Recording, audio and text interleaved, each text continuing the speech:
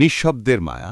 ভিডিওটা শুরু করার আগে ছোট্ট একটা রিকোয়েস্ট, যদি তুমি চ্যানেলে নতুন হয়ে থাকো তাহলে এখনই চ্যানেলটা সাবস্ক্রাইব করো আর পাশে থাকা বেল আইকনটা অন করে রাখো, যাতে নতুন ভিডিও আপলোড হলেই তুমি সবার আগে দেখতে পাও।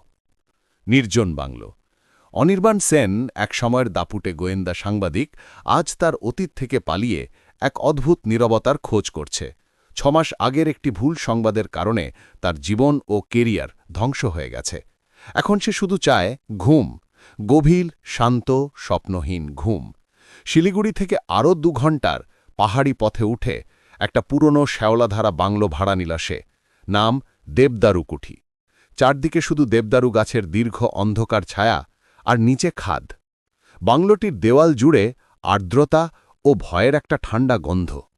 বাংলোর কেয়ারটেকার বঙ্কিম, এক শীর্ণ কায়ে চোখ ধাপসা বৃদ্ধ, অনির্বাণকে চাবি দিয়ে নিঃশব্দে চলে গেল। তার চাহনিতে এমন কিছু ছিল যা অনির্বাণকে মুহূর্তের জন্য অস্বস্তিতে ফেলেছিল। মনে হচ্ছিল যেন বঙ্কিম তাকে নয়, তার ভেতরে লুকিয়ে থাকা অন্য কাউকে দেখছে। প্রথম রাতটা ছিল অসহ্য। অনির্বাণের মন শান্ত হতে পারছিল না। বাংলোটা যেন একটা জীবন্ত সত্তা, যার প্রতিটি কাঠের তক্তা পুরনো গোপন কথা ফিসফিস করে বলছে। তার ইনসমনিয়া বা অনিদ্রা এখন তার সবচেয়ে বড় শত্রু। রাত যত গভীর হয়, তার ভেতরের ভয় তত বাড়তে থাকে। সে বুঝতে পারে যে এই নির্জনতা তাকে শান্ত করবে না, বরং তার ভেতরের শূন্যতাকে আরও প্রকট করবে। দ্বিতীয় দিন বিকেলে সে বাংলোর পেছনের দিকের একটি বন্ধ ঘর দেখতে পেল। বঙ্কিম বলেছিল ওটা নাকি বহু বছর ধরে তালা দেওয়া, কিন্তু কৌতূহল সাংবাদিকের রক্তে মেশানো, যা সহজে ভোলে না।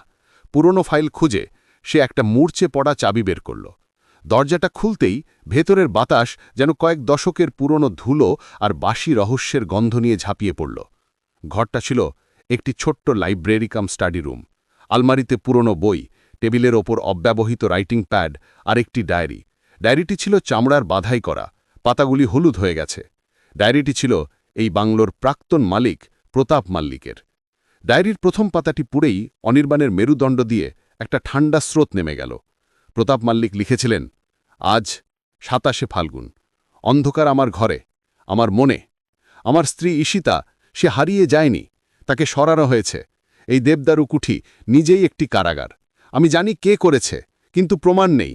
ওরা আমার কথা শুনতে দেবে না। ওরা চায় আমি পাগল হয়ে যাই। ওরা চায় নিঃশব্দে সব শেষ হোক। অনির্বাণ ডায়েরিটা হাতে নিয়ে পাথরের মতন দাঁড়িয়ে রইল। প্রতাপ মাল্লিকও কি তবে শেষ দিকে মানসিক যন্ত্রণায় ভুগতেন, নাকি সত্যি এখানে কিছু ঘটেছিল? বঙ্কিমের অদ্ভুত চাহনিটা এখন তার মনে আরও গভীর প্রশ্ন তৈরি করল। প্রথম অধ্যায় হল ডায়েরির গোপন কথা। পরের কয়েকদিন অনির্বাণ ডায়েরিটির প্রতিটি পাতা মন দিয়ে পড়ল। প্রতাপ মাল্লিক ছিলেন একজন ধনী ব্যবসায়ী। তিনি মনে করতেন তার স্ত্রী ঈশিতাকে তার ব্যবসায়িক প্রতিদ্বন্দ্বী অথবা নিজের পরিবারের কেউ সরিয়ে দিয়েছে। প্রতাপের লেখাগুলি ছিল ক্রমশ হতাশাময়, সন্দেহপূর্ণ এবং প্রায়শই প্যারানয়েড বা পাগলামি। শেষ দিকের লেখাগুলিতে তিনি বারবার একটি শব্দের উল্লেখ করেছেন, ছায়া। ছায়াটা সবসময়ই থাকে, রান্নাঘরে, বারান্দায়, আমার বিছানার পাশে। যখন আমি চেঁচাই, কেউ শোনে না। বঙ্কিম জানে ওর চোখ কখনো মিথ্যে বলে না, ও শুধু নিঃশব্দে অপেক্ষা করে। ডায়েরির শেষ এন্ট্রিটি ছিল প্রায় 30 বছর আগের। তারপর প্রতাপ মাল্লিকও নিখোঁজ হয়ে যান। পুলিশ ফাইল বন্ধ করে দিয়েছিল আত্মহত্যা হিসেবে, কিন্তু দেহ মেলেনি। অনির্বাণ ডায়েরিটা হাতে নিয়ে পাথরের মতন দাঁড়িয়ে রইল। অনির্বাণ রাতে ঘুমোতে পারত না। সে ঘরের মেঝেতে হাঁটে, করিডোরে আলো জ্বালিয়ে রাখে।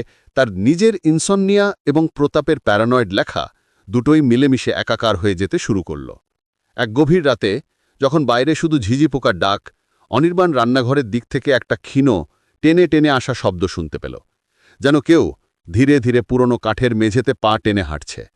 তার শ্বাস আটকে গেল। সে জানত এটা তার ভ্রণ হতে পারে, তার মানসিক অবসাদের ফল, কিন্তু ভয়টা বাস্তব। সে নিঃশব্দে উঠে দাঁড়াল, হাতের টর্চটা নিয়ে রান্নাঘরের দিকে এগিয়ে গেল। রান্নাঘরের দরজা ভেজানো ছিল। টর্চের আলো ফেলে সে দেখতে পেল একটা কালো লম্বা ছায়া দ্রুত কোণ থেকে সরে গেল। এক মুহূর্তের জন্য মনে হল যেন ছায়াটা যেন মানুষের মতন।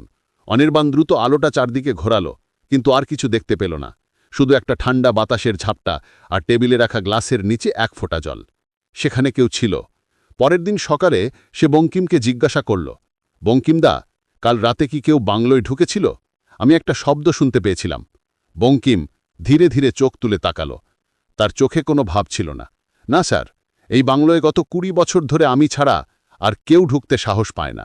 এটা একটা অভিশাপের জায়গা। অভিশাপ? প্রতাপবাবু আর তার স্ত্রীর আত্মা ঘুরে বেড়ায়। আপনি কি কোনো ছায়া দেখতে পেয়েছেন? বঙ্কিমের কণ্ঠস্বর স্বাভাবিক ছিল, কিন্তু ছায়া শব্দটা বলার সময় তার চোখ মুহূর্তের জন্য তীব্র হয়ে উঠল। অনির্বাণের মনে হল এই বৃদ্ধ তার সাথে খেলা করছে। অনির্বাণ ডিসাইড করল সে প্রতাপ মাল্লিকের পুরনো ব্যবসায়িক যোগাযোগ খুঁজে বের করবে। সে শিলিগুড়ির একটি পুরনো খবরের কাগজের অফিস থেকে প্রতাপের সহকর্মী ও প্রতিদ্বন্দ্বী সম্পর্কে তথ্য সংগ্রহ করল। তথ্য বিশ্লেষণ করে অনির্বাণ দুটো নাম পেল: রণজিৎ সরকার, প্রতাপের ব্যবসায়িক পার্টনার, আর মৃণালিনী, ঈশিতার বোন, যাকে রণজিৎ তার বোনের নিখোঁজ হওয়ার জন্য প্রতাপকে দায়ী করত। 2 দিন পর অনির্বাণ যখন রাত 3টের সময় তার লেখার টেবিলে বসেছিল, তখন ঘটনাটা ঘটল। হঠাৎ করে পুরো বংলোর আলো নিভে গেল। বাইরে ভয়ঙ্কর ঝড় শুরু হয়েছে। বিদ্যুৎ চলে যাওয়ায় পুরো বংলোটা অন্ধকারে ডুবে গেল। অনির্বাণ তার ফোন বের করে টর্চ জ্বালানোর আগেই সে তার ঠিক পেছনে শ্বাস-প্রশ্বাসের শব্দ শুনতে পেল।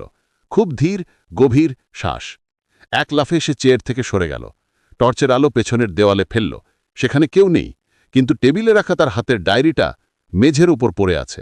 আর ডায়েরির ওপরে একটি জিনিস পড়ে আছে যা আগে ছিল না। একটা পুরনো মরচে পড়া লোহার পেরেক।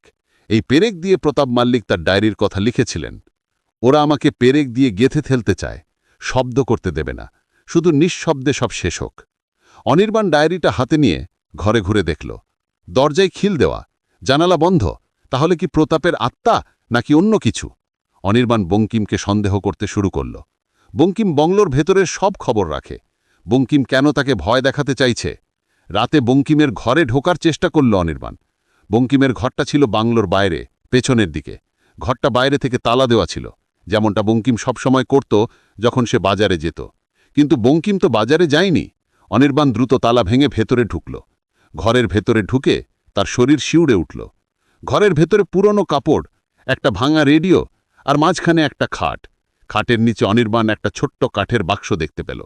বাক্সটা খুলতেই ভেতরের জিনিসগুলো দেখল: একটা পুরনো ক্যাসেট রেকর্ডার আর বেশ কিছু টেপ, এবং তার পাশে প্রতাপ মাল্লিকের একটা পাসপোর্ট সাইজের ছবি।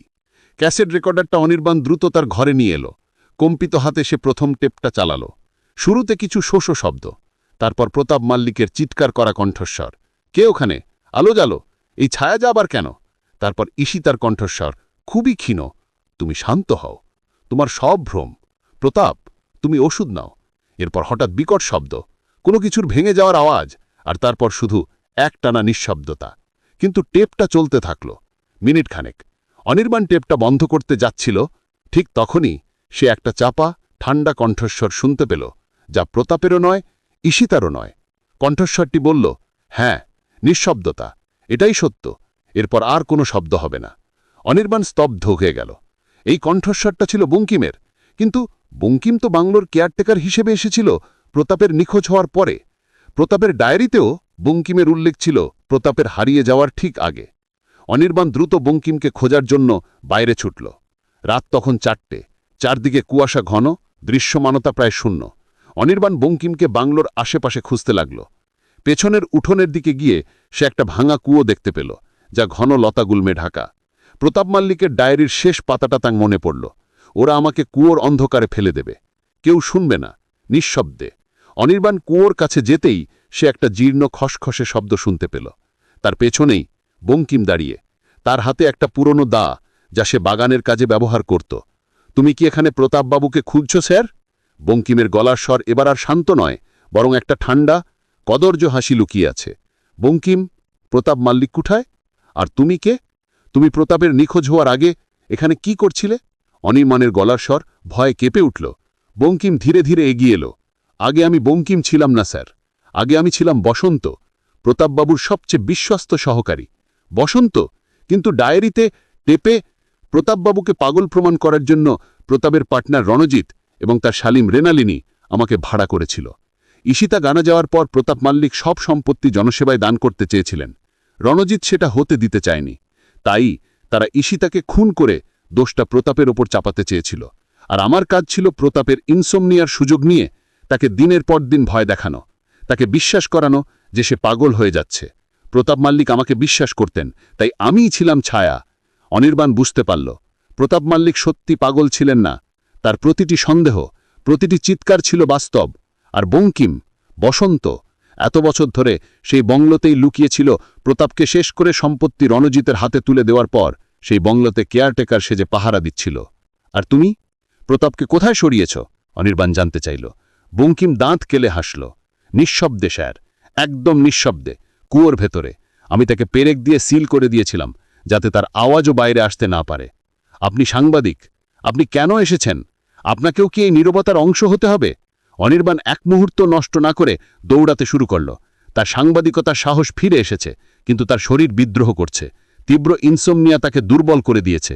বসন্ত তার পেছনে তাড়া করল, তার শীর্ণ শরীরে অদ্ভুত শক্তি। বাংলোর করিডোরে দৌড়াতে দৌড়াতে অনির্বাণ দেখতে পেল তার ঘরের টেবিলের উপর রাখা প্রতাপ মল্লিকের ডায়েরিটা খোলা অবস্থায় পড়ে আছে।